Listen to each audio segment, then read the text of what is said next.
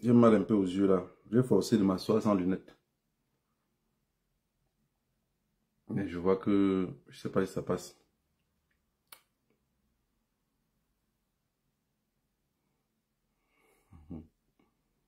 Je suis à l'heure. C'est moi qui est en retard. Ah, ok. Ça met que connexion lente. Je vais mettre ma propre connexion. Voilà.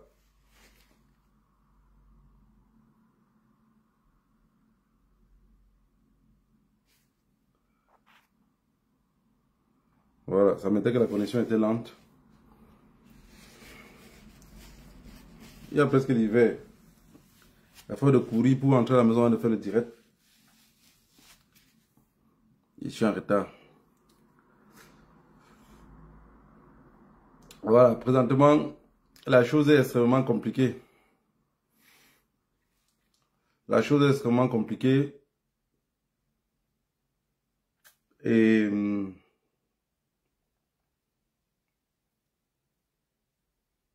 on doit devoir bien se tenir. On doit devoir bien se tenir. Bien le bonjour à vous, la famille. Bien le bonjour à vous. J'espère que vous allez bien. J'espère que vous regardez comment Macune. J'espère que vous voyez comment. Oui, mon frère, ça va aller un peu. Les yeux là, ça me dérange.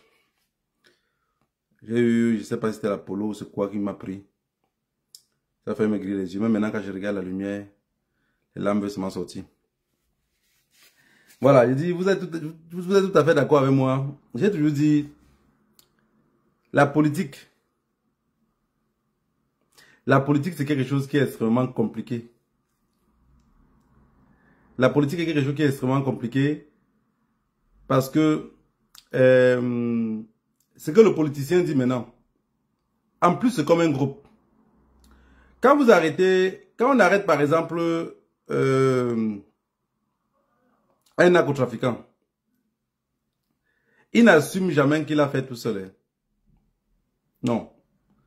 Généralement, il va toujours dire, on dit, les personnes que vous avez décapitées là, qu'est-ce que ces personnes vous ont fait? Il dit, je recevais les ordres du chef. Je recevais les ordres du chef.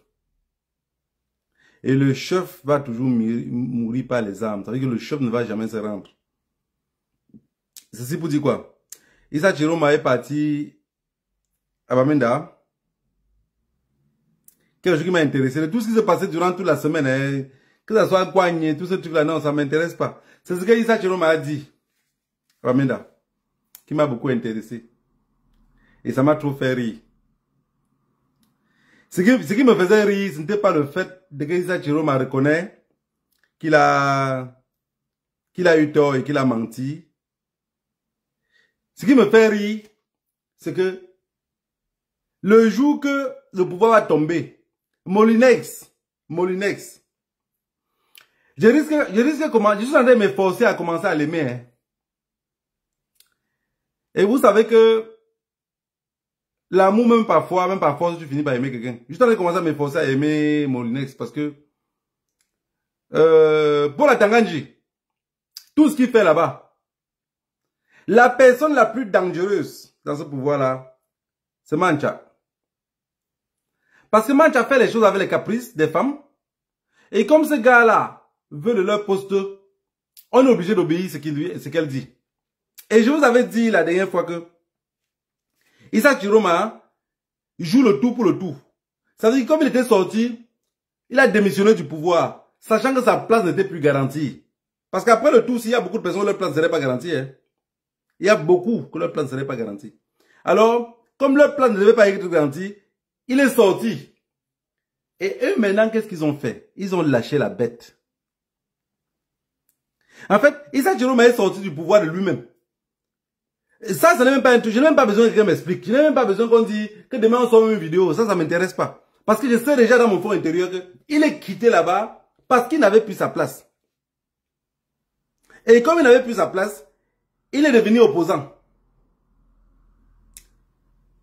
Maintenant, le pouvoir en place, le cartel de Yaoundé, se rend compte que le Grand Nord, si le gars s'y part au Nord seul, il devient le seul opposant seul. La personne qui peut le faire le poids, c'est le papa Bello, Lachon Bello. On a dit à Bello que, vas-y. Vous voyez, on sait bien que Bello c'est un malhonnête. On sait qu'Issa Chiroma aussi c'est un malhonnête.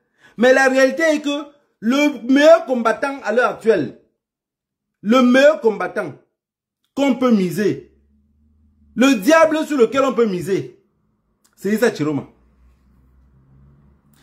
Si un activiste ou quelqu'un d'autre qui dit qu'il lutte pour le changement au Cameroun sort pour combattre Issa Chiroma, il n'a rien compris de la lutte sur laquelle on lutte. Il n'a rien compris. Je vais vous dire quelque chose. Bello, si on soutient Bello, le pouvoir sort le 13 octobre ou le soir du 12 octobre dit que ils ont gagné. Bello ne va pas revendiquer. Parce que Bello a encore sa place au pouvoir, il peut encore rentrer. Il a les entrées. Il a encore toute une équipe qui est auprès de lui, que mange encore de ce pouvoir-là, donc ils ne vont pas revendiquer. Maintenant, le soir du 12 octobre, on dit qu'Issa Chiroma, il s'est encore la volée. Ça va lutter, les manches vont se plier. Parce que, dans un pays comme le nôtre,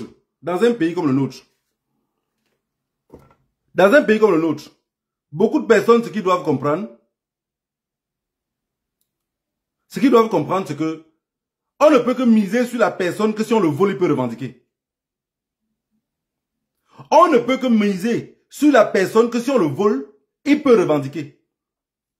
Les gens parlent des choses... moi, je suis pas là. Moi, je combats pas Cabral. Hein. Moi, je combats pas Cabral. Moi, j'avais dit, et j'ai toujours dit cela. Je ne combats pas Cabral parce que j'avais déjà compris que Cabral a un problème de famine. Et j'ai toujours dit, même mes amis, même mon entourage, je ne marche pas avec quelqu'un qui a un problème de famine. Non, c'est quelque chose que j'ai refusé dans ma vie. Je ne marche pas avec un ami qui a un problème de famine. Je ne sors pas avec une femme qui a un problème de famine. Ça, je ne peux pas accepter. Donc si j'ai une copine et que je sens que elle a encore ses problèmes alimentaires, c'est encore de manger, on ne peut pas s'entendre. On ne peut pas s'entendre. Parce qu'elle peut me vendre pour n'importe quel franc. Elle peut me vendre à n'importe quelle minute.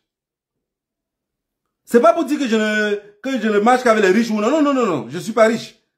Mais j'ai dit, les problèmes alimentaires, donc ça veut dire manger et dormir en paix. Quand quelqu'un n'a pas ce truc-là, n'a pas soigné ce problème-là, j'ai peur de marcher avec toi. Oui. Parce que si quelqu'un a encore ce problème alimentaire-là, pour qu'il te vende, c'est gratuit. Hein? Pour qu'il te vende, c'est gratuit. Donc quand vous voyez Cabral, il s'embrouille comme une poule qui a raté l'heure pour entrer à la maison. Une poule qui n'a jamais dormi dehors, qui s'inquiète qui va dormir dehors. C'est pas lui qui fait. Moi, sincèrement, je n'en veux pas Cabral. Hein. Je n'en veux pas Cabral. J'en veux le système qui a affamé Cabral. J'en veux le système qui a appris Cabral à répéter et l'a jamais laissé marcher et chercher par lui-même. Donc Cabral a tous les problèmes qu'il a là. C'est ce système-là qui a fabriqué Cabral comme ça. Et il y a plein de Cabral au Cameroun. La première année que regardez dans les commentaires, vous allez voir plein de Cabral. Vous pensez que Cabral, celui qui supporte Cabral ou défend Cabral est différent de Cabral lui-même? On dit en français que dis-moi avec qui tu marches, il te dirait comment tu t'appelles. Donc, ceux qui s'encharnent parfois sur Cabral, on va dire peut-être c'est la politique, mais ne traversons pas les limites. Cabral, le système qui a fabriqué Cabral, c'est le même système qui nous affame comme ça. C'est le même système qui a poussé nos enfants dans les mers. Vous comprenez ce que veut dire la famille? Donc, Cabral a tous les problèmes qu'il a là. C'est que Cabral n'a pas en fait, Cabral est... comment on dit? Ses pieds sont placés sur deux cailloux. Moi, le petit heureux, il va se retrouver à terre. Et vous savez le Cameroun qui est difficile. Cabral n'est pas né où on a pris Cabral à vendre les tomates sur la terre ou les arachides ou les pastèques. Cabral ne connaît pas ça. Donc, vous imaginez qu'avec la position que Cabral a déjà maintenant là, est-ce que, pour un oui, pour un non, on le dit qu'il va perdre ça, Cabral ne va pas accepter. Il ne peut pas accepter. Il ne peut pas accepter. Je vais vous dire quelque chose. Les élections présidentielles de 2025, qui est le dimanche, le 12 octobre, c'est le dimanche prochain. Donc la semaine, on est aujourd'hui dimanche, ça veut dire que c'est dans une semaine. On est bien d'accord?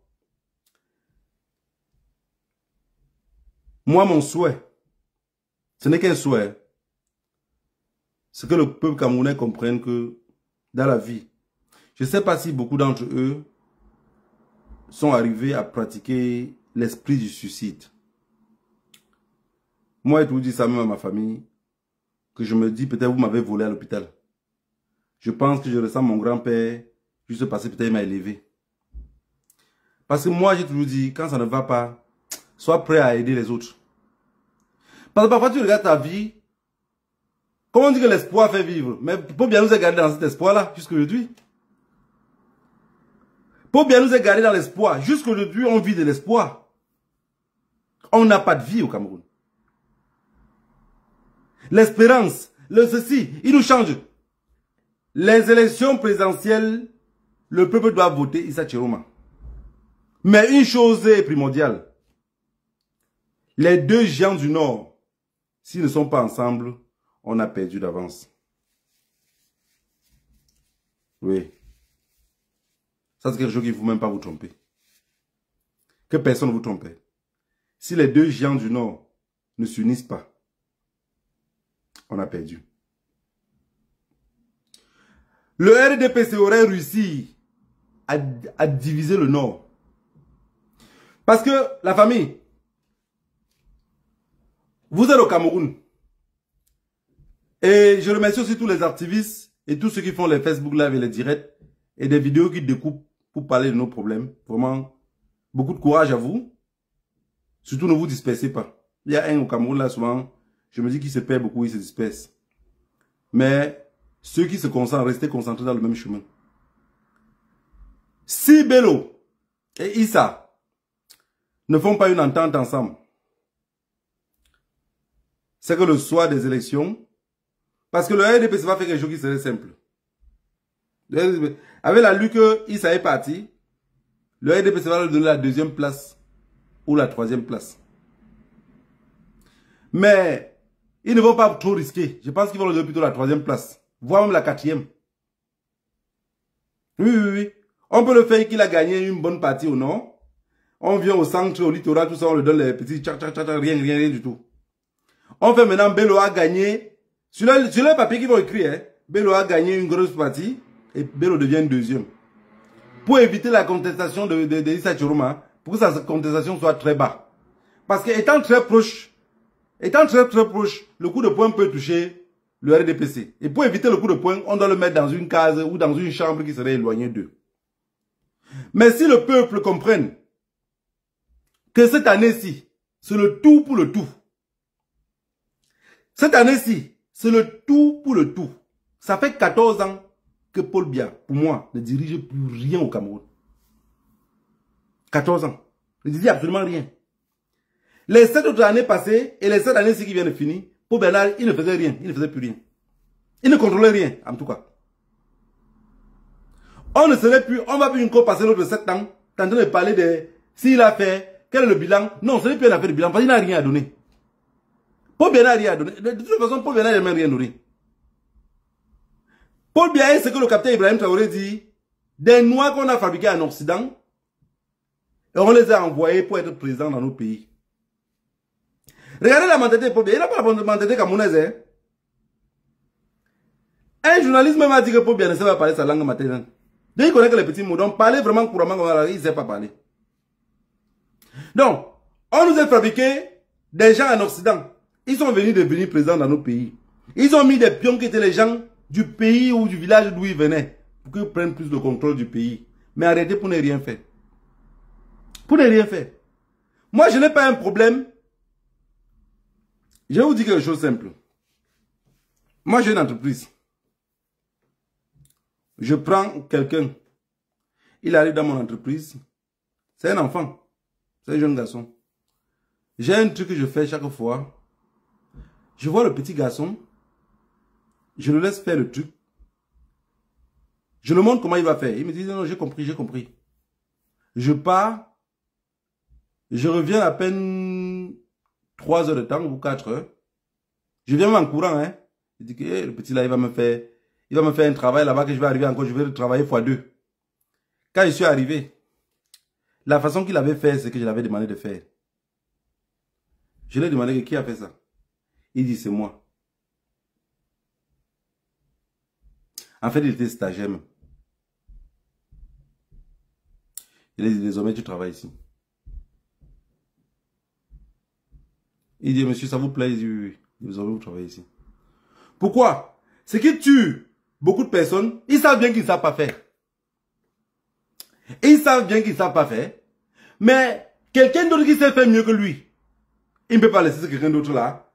Mais le problème ne vient pas de qu'il ne peut pas laisser ce quelqu'un d'autre là. C'est qu'il va manger comment s'il laisse quelqu'un d'autre là. Il a trouvé son tuyau où il puise. Il doit continuer à puiser sur ce tuyau là. Donc, Issa Chiroma Ojo est placé comme le candidat phare, celui qui tremble tout le Cameroun à l'heure actuelle. J'ai vu quelque chose que Issa Chiroma est parti à Bamenda. Il a demandé pardon. Et tout le monde, oh, vraiment, il a bien fait. Issa Chiroma a demandé pardon. Il a reconnu que quand il était au gouvernement, il avait menti. Mais non. C'est pour vous dire que, préparez-vous aussi que demain, quand Molinex va sortir, il va vous demander aussi pardon. En tout cas, moi, je serai le premier à le pardonner. Parce que je sais comment un cartel fonctionne. Je sais comment un cartel fonctionne. Les yeux que Molinex sort là, c'est juste une petite touche. Ne pensez pas qu'il n'est pas humain. J'ai encore vu toujours dans le nord-ouest et le sud-ouest. Marc Barrett a dit qu'il y aura les élections présidentielles, qu'on va laisser le ghost stand du 6 au 14 pour les élections présidentielles. On vous avait dit depuis que c'était le clan de Paul Atanganji. Puisque si on vote dans le nord-ouest et le sud-ouest, qui doit dire qu'il a gagné? C'est le RDPC. Puisque la peur fait même qu'il n'y aura personne là pour suivre les votes. Qui va suivre les votes? Qui va suivre le vote? Donc c'est le RDPC qui serait là pour suivre encore les votes eux-mêmes. Donc ils vont dire qui a gagné et ils vont gagner les élections comme ils le veulent. Issa Chiroma a reconnu le tort d'avoir menti. Alors Issa Chiroma aussi en campagne doit continuer à reconnaître parce qu'il ne doit pas s'arrêter là-bas. Issa Chiroma doit commencer à se comporter comme les gens de l'AES. Chaque meeting, Issa Chiroma doit laisser quelque chose au gouvernement. Il doit expliquer que quand tu es là-bas, on te donne les bouts de papier, tu lis seulement ce qu'on a dit. Il n'était pas là quand on l'écrivait.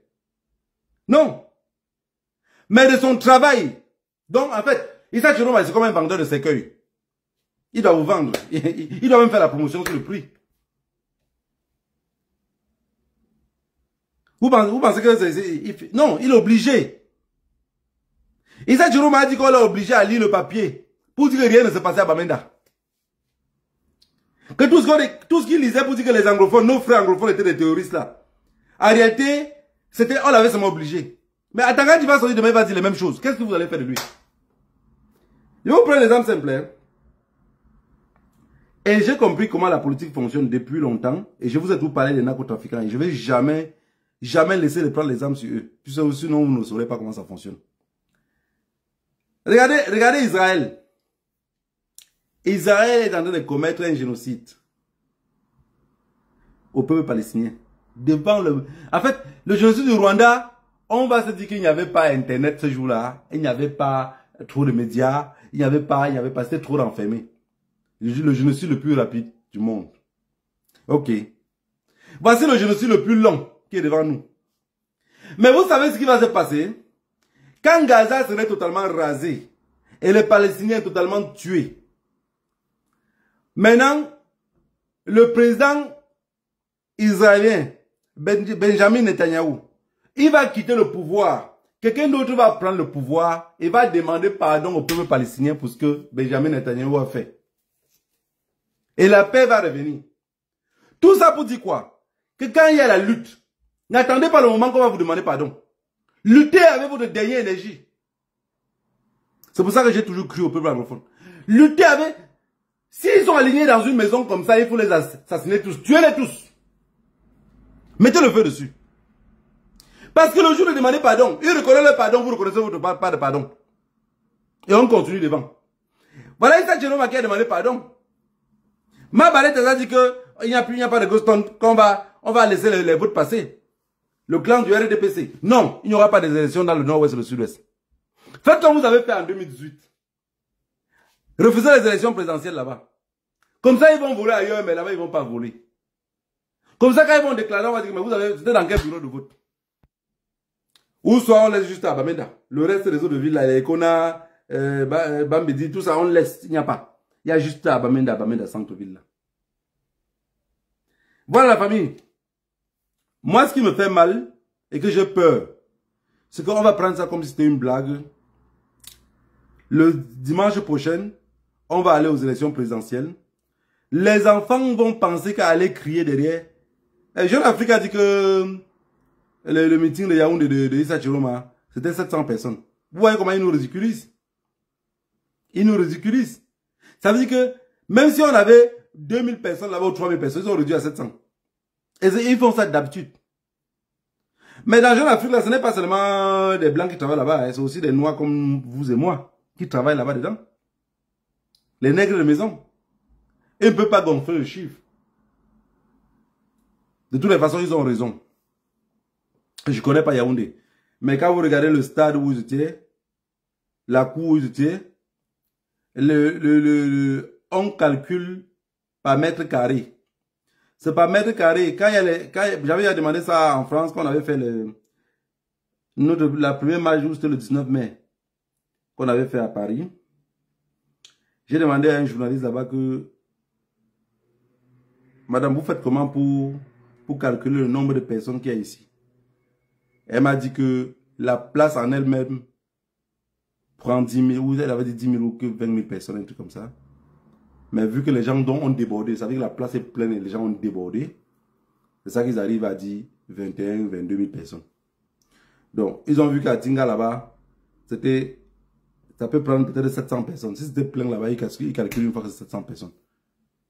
On les laisse avec leur histoire de mis debout. Maintenant, revenons sur nous, moutons. Si on veut s'assurer qu'après le dimanche prochain, pour bien soit plus présent dans ce pays-là, la jeunesse que j'ai vue dans la rue, chacun ce jour-là dit que ça ne m'a pas de sacrifice suprême. Aujourd'hui, je ne bouge pas d'ici jusqu'à ce qu'on compte les unes. Si l'armée vient là pour vous chasser, vous ne partez pas. Vous savez,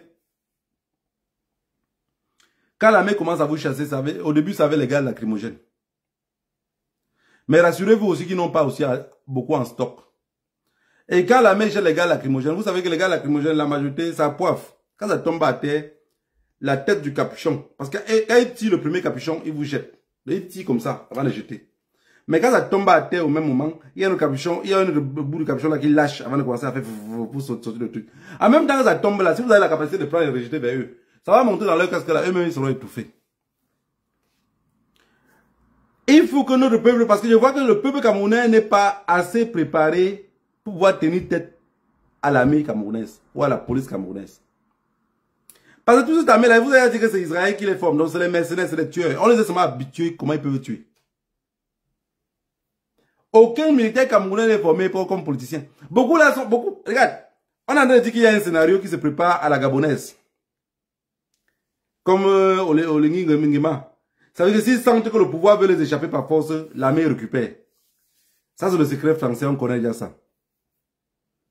Maintenant, si l'armée va récupérer, un jeune capitaine camerounais, je ne sais pas s'il y a un jeune capitaine camerounais dans le bac-bac qui peut sortir comme le capitaine Ibrahim Traoré jusqu'à prendre le pouvoir dans ce pays-là. Je ne crois pas. Puisque des personnes qu'on les a habituées seulement à être comme des mercenaires et des tueurs, je ne sais pas à quel moment il a appris la politique. Je ne sais pas à quel moment il aurait même appris à s'exprimer sans violence. Parce qu'on les a formés toujours à la sauvagerie, à telle sorte que moi j'ai pas, je ne sais pas comment je peux vous parler. Si nous, le soir du 18 octobre, vous avez voté et que vous êtes parti chez vous, alors la famille, on reste se préparer encore pour 7 ans. Oui, on reste se préparer encore pour 7 ans. Parce que ça ne va pas changer. Ça ne va pas changer. Le gouvernement camerounais a déjà mis en tête que ça ne va pas nous échapper. Regardez les mêmes quand ils parlent, ils sont insolents. Cette insolence, depuis que j'étais petit, je voyais le RDPC. Même quand les élections s'approchent, je vois les mamans là se parler chez nous en Kaba. Ils ont déjà commencé, même dans mon village. Ils s'en foutent. Mais moi, je me dis parfois que c'est un peu comme ici avec la dépression. Oui. Ce n'est pas tous ceux qui portent le cabas du RDPC là qui partent pour le RDPC. Non. Il y a ceux qui ont un bon dragueur. Il y a beaucoup de nos mamans là parfois, elle a son bon dragueur. Ils ne parlent même pas au téléphone, ils n'ont pas le numéro de téléphone ensemble. Mais quand elle part là-bas, c'est son ancien shoga.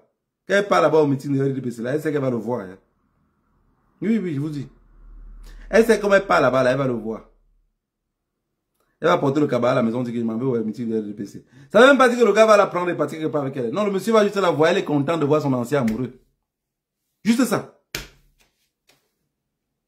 Parfois, elle va aller voter le RDPC, le jour des élections même, parce que son ancien amoureux là est membre de ce parti-là, est fan de ce parti-là. Et comme elle est fan de lui et amoureuse de lui, parce qu'on a dit que la différence entre eux et le mouton, c'est juste que ils savent traverser la route. Quand le mouton traverse la route, la voiture va le cogner. Il faudrait qu'on se prépare à que le peuple sache que si les deux géants du Nord ne sont pas unis, ça serait très difficile, mais le train est déjà lancé, on ne peut pas s'arrêter. On parle le tout pour le tout. On parle le tout pour le tout. Ça veut dire que le soir du 12 octobre, vous êtes devant les bureaux de vote, jusqu'à ce gens-là comprennent que non, le peuple c'est le tout, sinon ils ont compris.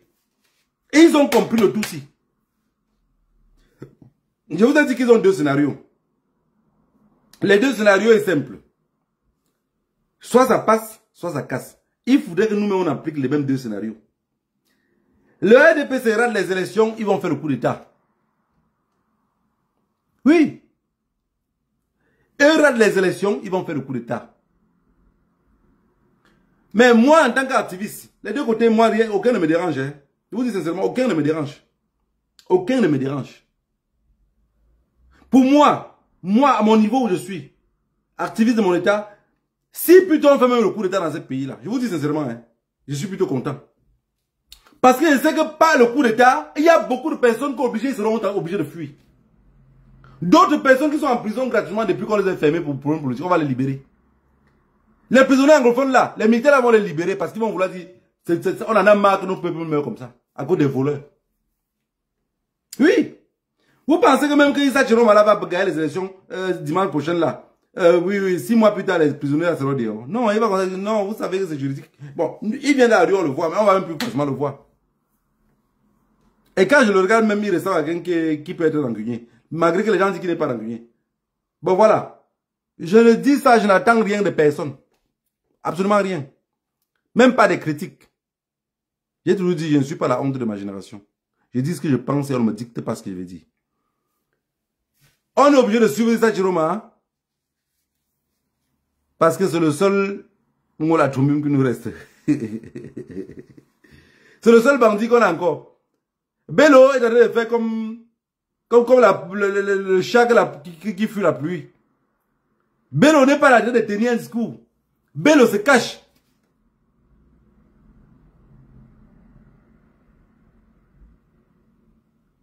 Je vois quelqu'un qui met que nul ne peut prétendre diriger un pays en sémant la division dans le cœur de ses enfants. Voilà, c'est ça. De toutes les façons, moi ce que je pense, c'est que le gouvernement, le cartel de Yaoundé a assez fait de mal. Et les Camerounais sont très résilients. Ils vont les pardonner demain facilement, passer à autre chose. Et oublier nos cadavres. Moi, je n'oublierai jamais. Le pardon que Issa Chiroma a fait à Bamenda, c'est déjà un premier pas. Mais il y a beaucoup de pardons qu'il doit faire.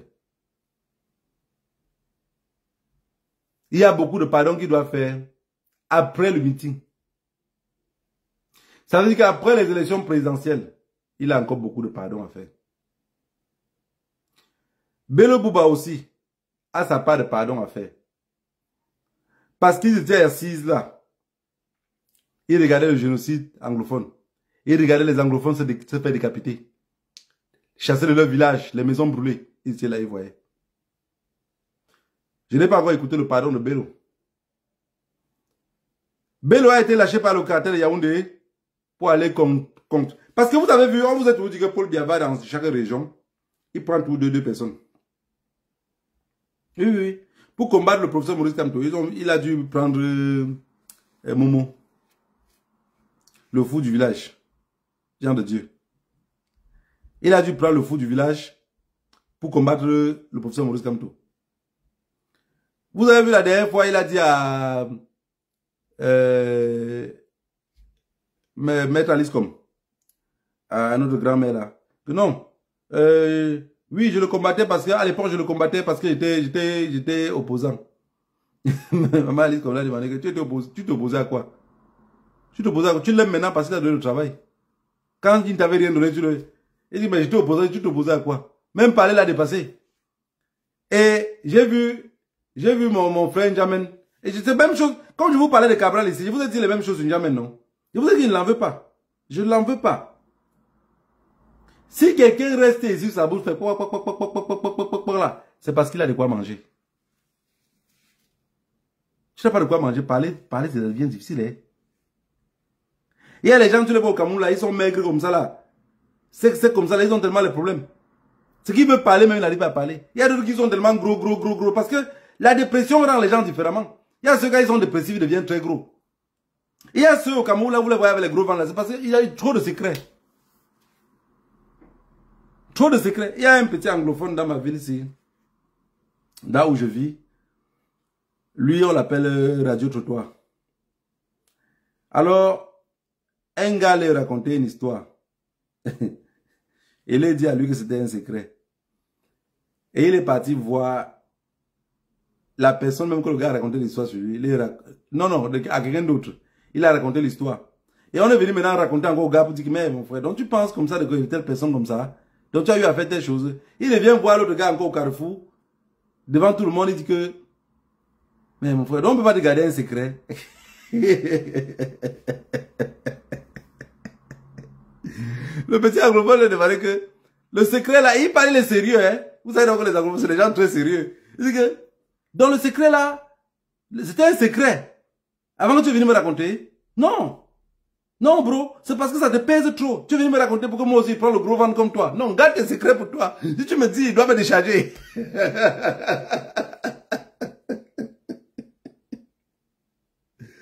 Il y a les gens que la dépression fait qu'ils prennent le poids. Il y a les gens que la dépression fait qu'ils maigrissent.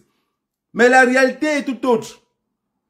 Aujourd'hui, on se rend compte que au Cameroun, les gens ont tellement de problèmes que les gens n'arrivent même plus à rien faire. Avec l'intimidation que le cartel de Yaoundé les a mis sur place, les gens ont peur d'être décapités. Ceux qui ont donné le courage aux Camerounais de parler ouvertement, jusqu'à parler tout le temps maintenant, c'est nous la diaspora. C'est nous qui vivons ici à Mbeng. Avoir le courage d'aller chasser Pomba dans son hôtel. Qui avait eu ce courage-là? Non, c'est nous qui avons dit que non, gars, c'est mieux qu'on Mbeng. Mais le vieux n'en vient plus ici. Et un jour, ça change, l'histoire est têtue. On va dire non, les premiers qui ont commencé à dire que Paul Biya était dans tel hôtel, c'était telle personne. Après, il a fait les enfants là l'ont suivi. De groupe en groupe, ils sont partis plus nombreux. C'est ça la vie.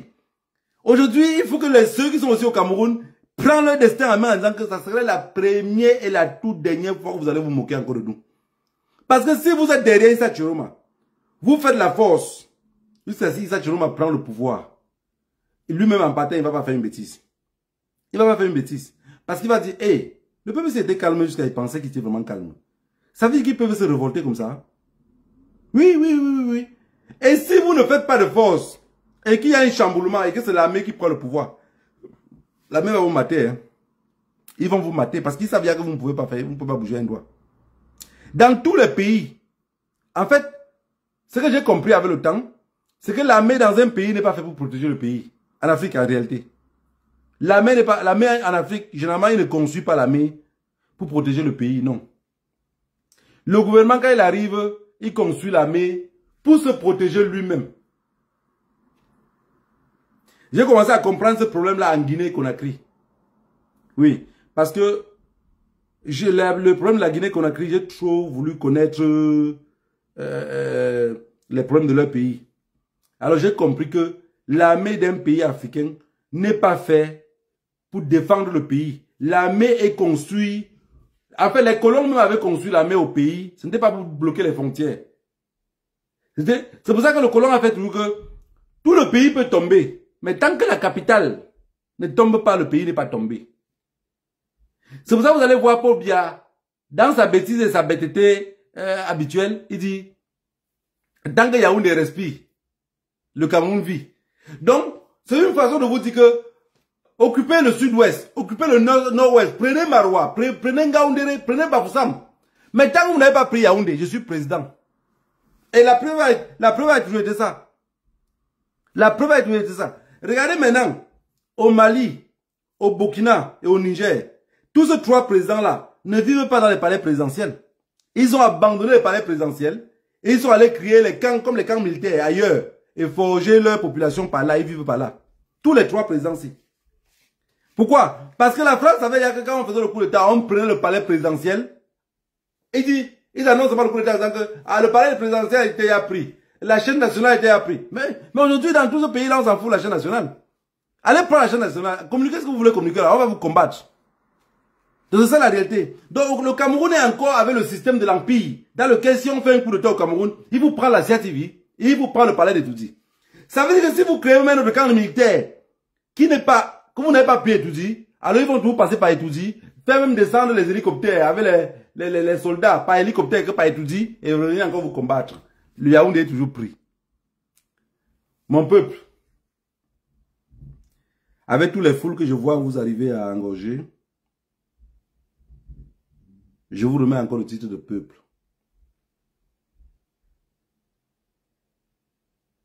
Je vous remets encore le titre de peuple. J'ai confiance à vous. J'ai confiance à vous pour le dimanche prochain. Je veux que vous sortez massivement. Allez voter massivement. Regardez bien les bulletins que vous votez. Et mon espoir reste encore que... Mon grand-père disait que quand quelqu'un est vieux, il ne doit plus avoir peur. Je pense que le papa Bello ne doit pas avoir peur. Le papa Bello ne doit pas penser seulement à 2, 3, 4 ministres qui sont à côté de lui qui mangent aussi. Papa Bello ne doit pas penser seulement à ses enfants. Je vous ai dit dans mon dernier Facebook Live la dernière fois que j'ai mon fils, il est tout petit. Mais il a 12 ans. Quand je le mets auprès de moi, pour qu'il arrive un peu à voir mes affaires, comment je fais, tellement il est nul, que je me pose la question, que dans 2 ans, il aurait l'âge que je suis parti en aventure avec. Et je m'imagine qu'à son âge, ce que moi je faisais au village, je vois qu'il est tellement nul. Quand tu le dis même de porter un truc, un carton seulement de 10 kilos, un carton de 10 kilos, alors qu'il fait bien le sport, il fait les choses. Il lève ça, tu vois comment il transpire. Il dit, petit frère, à ton âge, on a porté les sacs de Macabo de 50 kilos sur la tête, parce qu'on a eu la torticolis sur la torticolis. Aujourd'hui, un petit sac de 5 kilos pour lever sa tête, tu souffres comme ça. Alors tout ça pour dire quoi? Il faudrait que le papa Bello arrive à comprendre qu'il a pu jongler et travailler dans ce gouvernement-là. Peut-être après lui, aucun de ses enfants n'aurait l'opportunité d'approcher un jour le pouvoir.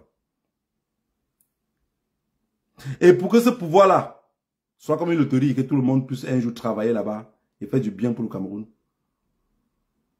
il doit s'unir avec Issa pour bloquer le Nord.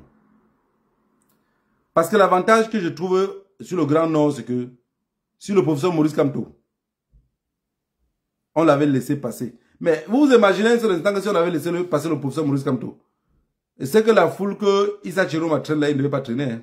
Il ne peut pas traîner cette foule-là. Il ne peut pas. C'est qu'en fait, les Camerounais sont arrivés au point où l'évêque de Jaguar dit que même si c'est le diable, on prend d'abord avant de... Les Camerounais sont vraiment arrivés vraiment au point de que même le diable va d'abord prendre. Je n'ai pas dit que Issa Chiroma est le diable. Mais je dis que c'est dans ce point-là qu'on est arrivé nous tous. Lui, il est conscient, il comprend, il lit, on voit, il va aussi dans les réseaux sociaux. Donc, si on ne se met pas en tête qu'en réalité, on ne sert à rien. Qu'en réalité, on ne sert à rien.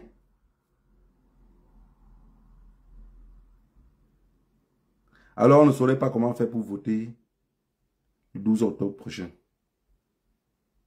Parce qu'on parle de ce 12 octobre là comme si c'était l'année prochaine. Mais la famille, c'est dans 6 jours. C'est dans 6 jours. Chargez vos téléphones, payez les powerbanks pour pouvoir être là-bas allumé. Même s'il y a moyen d'avoir les torches dans vos téléphones encore, dans vos poches, par réserve x2. Et les torches. Quand vous arrivez là-bas, les gars disent n'importe quoi. Ils vous disent que non, on va compter ici sur place. N'ayez pas peur. N'ayez pas peur. Parce que c'est des personnes qui fonctionnent par intimidation. Ils n'ont pas d'amour à vous donner. C'est l'intimidation seulement qu'ils peuvent vous donner. C'est juste l'intimidation. Donc si vous partez avec l'idée que aujourd'hui on compte de toi, on bouge ici. Ah, la famille. Nous on parle seulement étant de loin. On ne peut que vous donner des conseils. Où je suis ici, même qui parle là, ils ont dit que ceux qui ont la double nationalité ne peuvent pas voter. Donc ça veut dire que je ne peux même pas voter. On est là bloqué en exil. On compte sur vous. Je dis gâte à moi, je ne compte pas dans le fait que non, chassez-les au pouvoir parce qu'ils veulent rentrer au Cameroun. Vraiment, ça ne m'intéresse même pas de rentrer au Cameroun. Quand je ne vois pas pourquoi je vais rentrer. Ce qu'ils veulent me rentrer fait.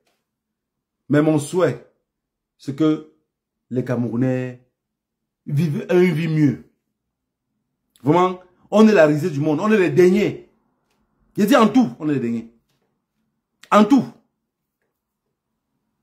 Même le simple football qui nous embrouille avec. Là. Vous voyez, la corruption a tellement engrangrené le football qu'il n'arrive même plus à nous embrouiller avec.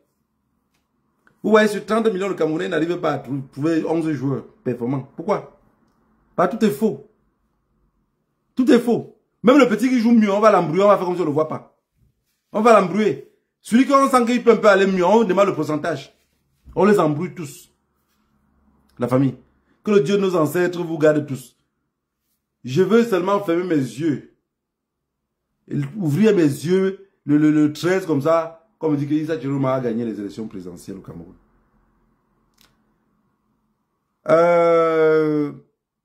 J'ai cru que Nkwanye pouvait même entrer dans l'histoire. J'ai cru qu'il pouvait entrer dans l'histoire. J'ai cru que Nkwanye pouvait peut-être chercher même lui à coaliser avec Issa Chiroma. Mais non. Non. L'individualisme. On est dans un problème dans lequel les gens cherchent leur position pour manger. Ils ne peuvent pas le faire, tout simplement. Ils ne peuvent pas le faire. La famille. J'espère que les ancêtres vont être à notre faveur.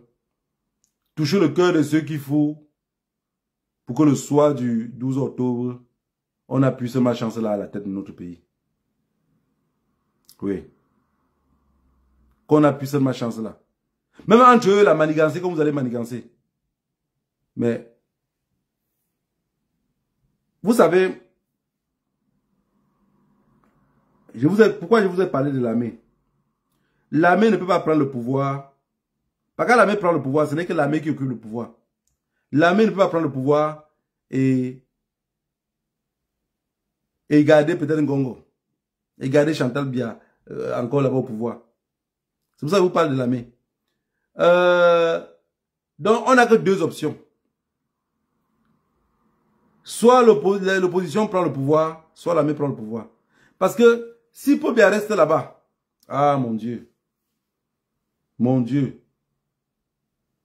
De toutes les façons, si Paul Biya reste là-bas, il ne va pas finir le 7 mandats-là. Même s'il finit notre mandat-là, de toutes les façons, ça serait exactement les mêmes choses qu'on a vécues sur notre mandat-ci. Autre décision du chef de l'État. Autre décision du chef de l'État. Donc, il ne serait jamais là. Voilà qu'on bat campagne. Paul Biya est où? Attends, j'ai été à Bamenda avec une photo à côté de lui. Mais le pardon, le pardon de Issa Chiroma, c'est facile parce qu'on écrivait pour lui. Là-bas, tu es le ministre de l'administration territoriale. Ça veut dire que tu es le vrai shérif. Tu as même encore tellement bavardé que ton dossier est devenu trop lourd, trop lourd. Attends, j'ai parti à Bamenda avec une photo de Paul Biya. Ce que Atanganji, même quand il roule en voiture avec la photo de Paul Biya dans la voiture, je pense que lui, il arrive à penser. Vous savez, quand vous mentez tellement, à un moment donné,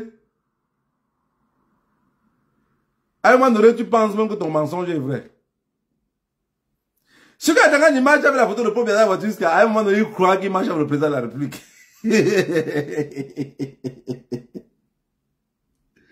Ouais. Et vous allez comprendre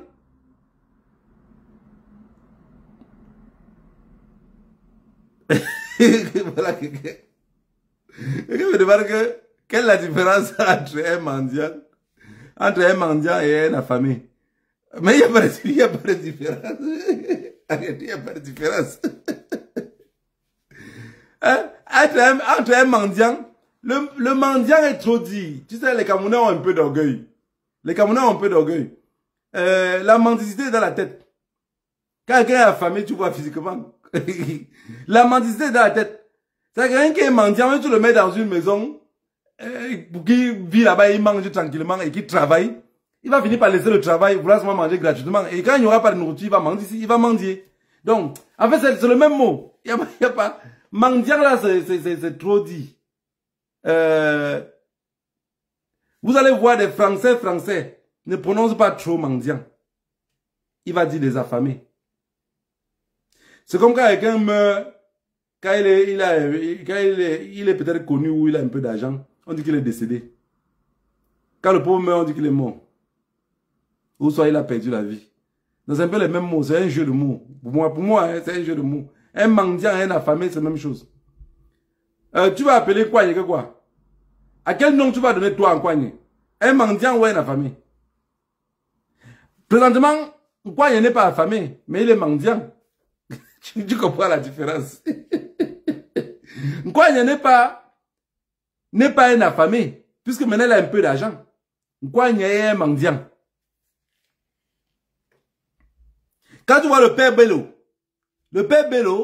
n'est pas un affamé, c'est un mendiant. La mendicité est dans la tête, en fait. Si j'arrive à répondre à ta question.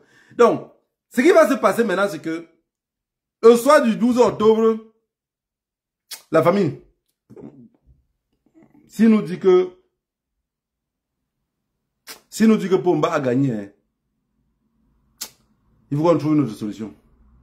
Sincèrement, il vous le dit. Parce que si on ne trouve pas la solution, non. Kwanye n'est pas un opportuniste. Si c'était un opportuniste, c'est que quand il trouve vraiment là où il y a l'opportunité. Parce que la mendicité la famine fait, tu ne sais pas bien réfléchir. Moi, je vous dis, je vous répète encore une fois de plus. Si moi, j'étais à la place de Kwanye, après le 12 octobre, après les élections du 18, même si je n'ai pas politique, même si je n'ai pas dit que c'est le professeur Maurice Kamto qui avait gagné, et que c'est Paul Biya qui avait gagné, et que je n'avais rien dit. Moi, je parle maintenant comme Kwanye. Qu'est-ce que je devais faire? Je devais commencer à... puisque j'aurais compris comment le peuple réactionne. Le peuple réactionne maintenant avec ceux qui disent la vérité. Tu parles un peu en parabole, le peuple ne comprend pas, il te fuit. C'est un bandit, c'est un menteur, il veut seulement nous embrouiller, man. Pardon. Donc, je devais commencer à enflammer le peuple. Je deviens plutôt comme un activiste. Je suis à l'Assemblée nationale. Je commence à faire même peut-être que je fais un direct chaque semaine. Je n'ai même pas besoin d'aller à la plateau télé. Je laisse le peuple me poser des questions. Même ceux qui insultent, il n'y a pas de problème. Mais il n'y a plus rien qui serait caché. Si c'est pour la crise anglophone, là, je tape sec. Bien sûr, tu sais que ta vie est en jeu, ils vont te tuer. Mais il faut qu'à chaque fois que tu fais un direct, tu m'attelles que tout ce que je vous raconte là, ma vie est en danger. Mais je voudrais bien, les enfants, que vous sachiez que le pays, si un jour, va changer. Gardez la patience. Ne tombez pas dans les investissements. Ne prenez pas les armes pour détruire votre propre pays. Voilà. Mais voilà comment Kwanye devait faire pour commencer à ramener la jeunesse vers lui. C'est que maintenant, les élections de 2025, quand on devait dire qu'on a bloqué le professeur Maurice Kamto, boum, Kwanye est en l'air. Il a tout pris. Il a tout pris. Kwanye ramassait tout. Regardez. Il était le troisième. Le professeur Maurice Kamto était le deuxième. Pomba était le premier. Le SDF était quatrième. Je pense que c'était ça. Aujourd'hui, il n'est même pas cinquième. Dans le sondage, il n'est nulle part. Il est perdu. Tout le monde connaît qu'il est du RDPC. Mais on a fait comment pour capter un jeune, les vieux te captent tout ce qui t'amène vers eux. C'est pas tout ce que les vieux, RDPC, c'est pas tout ce que les vieux parlaient, que j'écoutais, je gardais. Hein. Et il y avait les vieux. Mais même les cons vieillissent. Il y avait les vieux qui parlaient, ça veut dire qu'ils racontent des conneries. Ils racontent des conneries, ce qu'ils disent là, ça n'existe même pas. Mais ils veulent nous embrouiller parce qu'ils pensent qu'on est, nous fait croire avec l'histoire de Père Noël. Voilà là où Nkwanye a perdu. Nkwanye a perdu parce que Nkwanye, c'est comme s'il ne suit même pas l'actualité. C'est comme si Nkwanye ne sait pas que la nouvelle génération n'aime plus quand tu parles en contournant. Vous savez, avant quand on posait les questions à un politicien, on dit, Monsieur le Président, vous nous avez promis qu'il devait avoir un pont, peut-être le pont du Voulu devait être construit en 2025, avant 2025, mais il manquait un an, le pont n'est pas toujours fait, Monsieur le Président. Qu'est-ce que vous en dites au peuple? Vu que la question là n'était pas préparée et que le peuple, que le journaliste n'était pas, on n'avait pas dit que le journaliste devait poser ces questions au président, parce que tout ça est préparé en avance. Maintenant, il voit que le salaud l'a eu. Qu'est-ce qu'il fait? Il commence à dire, Monsieur Bertrand, comme vous pouvez constater, votre question est très pertinente. J'attendais même que vous me la posez. Donc, en fait, il va embrouiller durant 30 minutes pour venir après ne pas répondre à la même question avec autre chose jusqu'à la question d'être passée. C'est ça la réalité. La nouvelle génération n'aime pas quand tu parles un peu en tournant. Non, non, non, non. Non, n'aime pas ça. Moi, quand les gars m'invitent souvent sur les choses, c'est un débat. On parle au micro, il y a un grand qui va parler, tout les trucs. Frère, pardon, s'il te plaît, pardon. Pardon, pour l'amour de Dieu. La question qu'on t'a posée, est-ce que tu sais nous répondre par oui ou par non? Vu que tu n'arrives pas à répondre en expliquant. Tu expliques. Ce que tu as expliqué, je ne sais même plus vraiment ce qu'on t'avait posé comme question. C'est ça la nouvelle génération. Tape les secs. Il va prendre la différence. Et il est confiant. Il est confiant, il est même content. Si vous posez une question, le capitaine Ibrahim Traoré n'a pas 22 muscles. Le capitaine Ibrahim Traoré, aujourd'hui, est très fort en Afrique. C'est parce qu'il est juste véridique, c'est tout. Le capitaine Ibrahim Traoré, c'est juste qu'il est véridique. Quand on le menace la nuit, le matin, il se lève et il raconte ce qui s'est passé. Vous allez voir au Cameroun là, il y a eu les faux trucs qu'on a pris, les gens on a mis en prison, en cachette au Cameroun. Les accusés de détournement, mais en réalité, c'est qu'on les a pris dans un dossier qu'on dit qu'il préparait le coup d'État. Est-ce que Pomba nous a dit un jour qu'il a mis certaines personnes en prison? Regarde par exemple Bengo. Bengo est en prison là, mais en milieu de détournement, c'est qu'on dit qu'il préparait le coup d'État. Ils nous ont dit ça un jour. J'ai dit que Pomba là où vous voyez là, il est comme les... Comment on appelle ça? Je peux même prendre quelques exemples. Vous savez, quand les enfants sont petits, quand on était petits au village, on marchait toujours en groupe. Vous voyez, les enfants, ils marchent peut-être parfois même à 8, même 10, comme si on sort de l'école, alors qu'on ne s'ennuie pas. Parfois, on part comme ça jouer. Parfois, on part dans un terrain neutre pour s'amuser là-bas. On marche en groupe. Alors, un jour, on est passé à quelque part, on a vu un papa. Il était assis, il était accroupi là. Il est en train de faire ses besoins. Et vous savez que les enfants au village, quand ils voient un papa, tout le monde va le saluer. En fait, c'est l'éducation qu'on a de nos enfants. Et les enfants au village n'appellent pas un papa tonton. Ou n'appellent pas oncle. N'appellent pas tout le monde c'est papa. On passe maintenant, on était peut-être au nombre de, je ne sais plus trop, 10 ou 8 comme ça, je ne sais plus combien on était. Et bizarrement, presque la majorité de tout ce monde-là sont ici en Europe. On passe le premier passe, il dit, on ne t'aura pas. Deuxième passe, on ne t'aura pas. Troisième passe, on ne t'aura pas. Quand on est arrivé peut-être au 7e, 8e, le père a dit, yay, yay! Vous avez vu quelqu'un qui se trompe pour le salut? Je suis en train de me tromper. Et vous êtes en train de me saluer. C'est ce qui va arriver à Paul Biya. Et Paul Biya n'arrive pas à se lever là parce qu'il est assis sur un caca qui est tellement gros. Quand Paul Biya va vraiment, on va dire qu'on l'a dégagé là-bas. Ce que vous allez écouter sortir du Cameroun de Paul Biya, sur Paul Biya, je vous jure, vous n'allez pas croire. Vous n'allez pas croire. Les mêmes personnes, vous avez vu comment Issa Jérôme a commencé à dire que j'étais dans un gouvernement. On a écrit un papier, on m'a dit de lire. On a écrit un papier, on m'a dit de lire. J'ai juste lu le papier. Je ne prenais pas de décision. Quand Paul Biya ne serait plus là-bas, vous allez voir ce qu'on va dire. Même les femmes défenseurs de Paul Biya qui défendent Paul Biya, ils vont sortir, ils vont dire, même le sang qui buvait, c'est moi-même qui filtrais. On me disait de filtrer. Je devais faire comment? J'étais obligé de filtrer. Je me rappelle même une fois. C'est un peu comme quand quelqu'un qui a volé quelque chose. Je ne sais pas si vous avez fait ça dans votre enfance. On vous a pris pour quelque chose que vous n'avez pas fait. On vous a fouetté. Vous avez même menti quelque chose que vous avez fait alors que vous n'avez pas fait.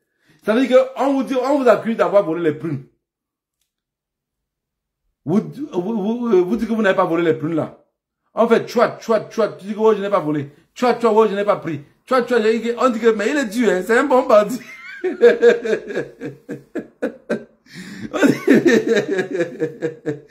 dit qu'il est dur, hein. Il n'arrive même pas à reconnaître. Alors qu'on l'a vu voler. Après, maintenant, tu sens que la chico est trop dure. Tu te dis que bon, en répondant que, parce qu'à ce moment-là, ton cerveau n'arrive pas à faire les va-et-vient. Tu te dis qu'en reconnaissant le vol, on va me laisser. Tu dis que, oh papa, mais j'ai volé. On dit que, tu as volé où et où? Et que ton cerveau ne fonctionne plus bien. Tellement t'as fouetté ton cerveau ne fonctionne pas partout. Tu dis maintenant tu es, oh putain, mon Dieu. Mais grandi quand même au village, c'est une école de savoir. Hein. Tu commences à dire les choses que tu as volées. Mais je me rappelle un jour, je reste à la concession, on vient m'arrêter, on nous accuse d'avoir volé les trucs, les fruits, la passion. C'est ça comme ça on appelle les fruits, les trucs qui sont comme les petits ronds tout rouges là. Puis il y avait un monsieur qui cultivait ça chez lui. Et pour lui, était différent de ce que nous on avait au village, on avait l'habitude de voir. Et là, on vient m'arrêter pour dire que nous on a volé les fruits de la passion.